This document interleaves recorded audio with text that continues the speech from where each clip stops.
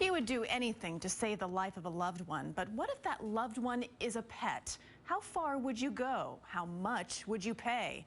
Tonight, the people who took extreme measures for the love of a pet. I love you so much. Valentino beat the odds. This feisty Jack Russell Terrier fought back after being hit by a car last March. He had a crushed skull.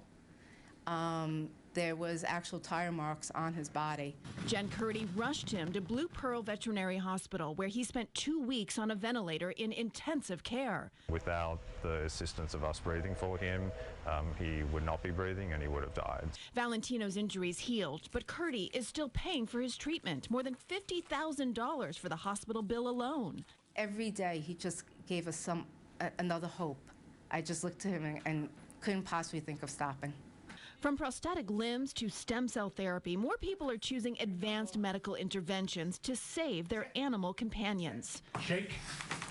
Peter Shankin didn't hesitate when Sam Adams, his 11-year-old Boston Terrier, needed a $10,000 pacemaker. He could have dropped off any minute. They had him on life support for a while. We can tell them that there's a really good chance for a great quality of life afterwards.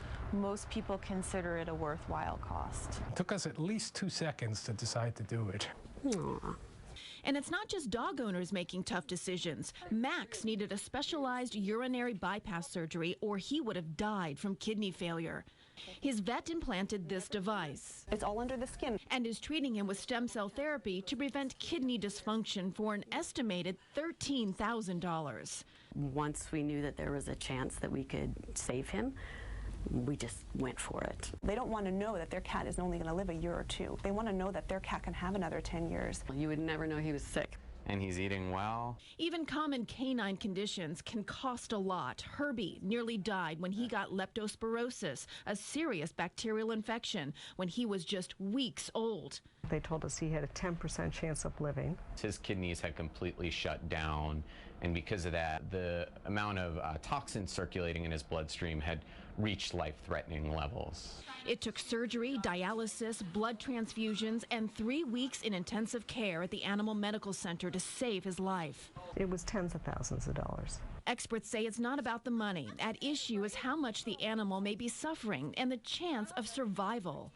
If what you can do to give your pet alleviation from suffering, no matter what that act might be, that's the proper and ethical thing to do. Prevent suffering. They don't go through pain, torturing, suffering. Yes, it's a cat, but they have a life that they want to live, and we make it very comfortable for them. We had the dog's life in our hands. You look in the mirror and you say, this is a life.